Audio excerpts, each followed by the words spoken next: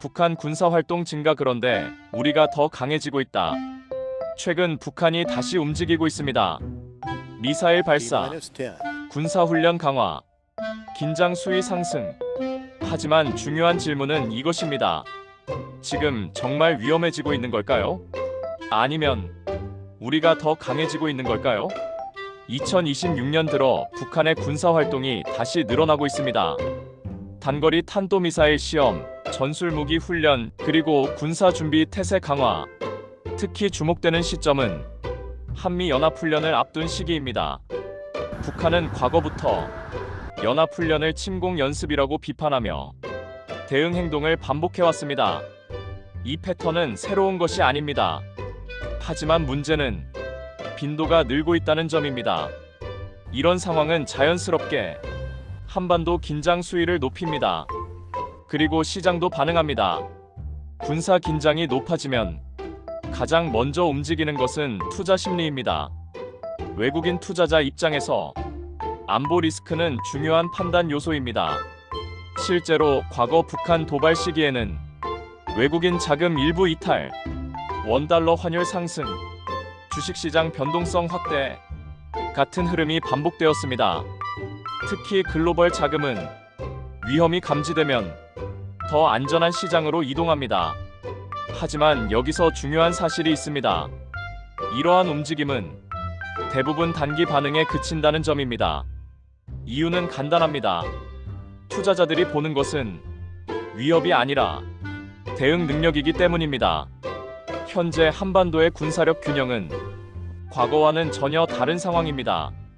한국은 세계 6위 수준의 군사력을 보유하고 있으며 첨단 공군 전력, 정밀 타격 능력, 세계 최고 수준의 미사일 방어 체계를 갖추고 있습니다. 여기에 더해 한미연합 전력, 이 핵심입니다.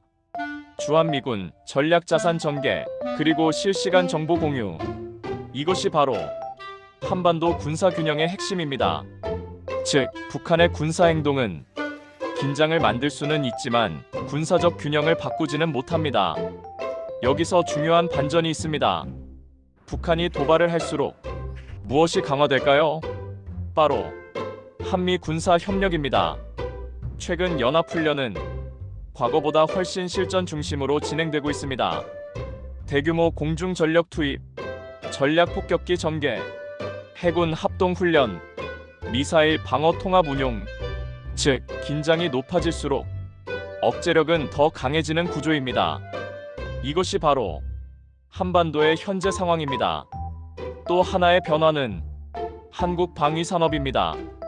최근 몇 년간 K9 자주포, K 전차, FA-50 전투기 등이 해외에서 대규모 계약을 체결했습니다. 한국은 이제 세계 주요 방산 수출국으로 올라섰습니다. 군사 긴장은 단순한 위기가 아니라 한국의 방산 기술력과 신뢰도를 높이는 계기가 되고 있습니다. 실제로 글로벌 시장에서 한국 방산은 가성비가 아니라 전투력과 신뢰성으로 평가받고 있습니다. 그래서 최근 시장에서는 흥미로운 현상이 나타납니다. 긴장이 높아질 때 전체 시장은 흔들리지만 방산 관련 기업들은 상승하는 경우가 많습니다. 이것은 투자자들이 상황을 다르게 보고 있다는 의미입니다.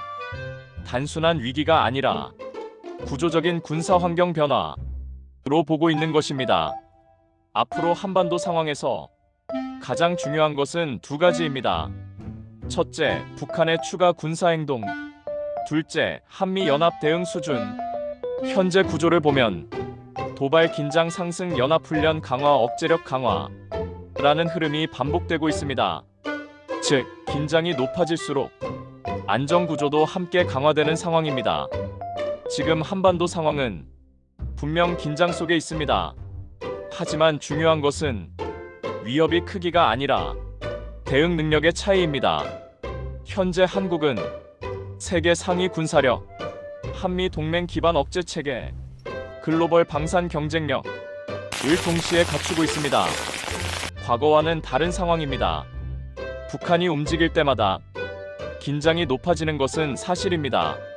하지만 동시에 한국의 군사력과 국제적 위상도 함께 강화되고 있습니다. 지금 한반도의 현실은 단순한 위기가 아니라 균형 위의 안정입니다. 세상의 흐름을 이해하는 것은 불안을 줄이는 가장 현실적인 방법입니다.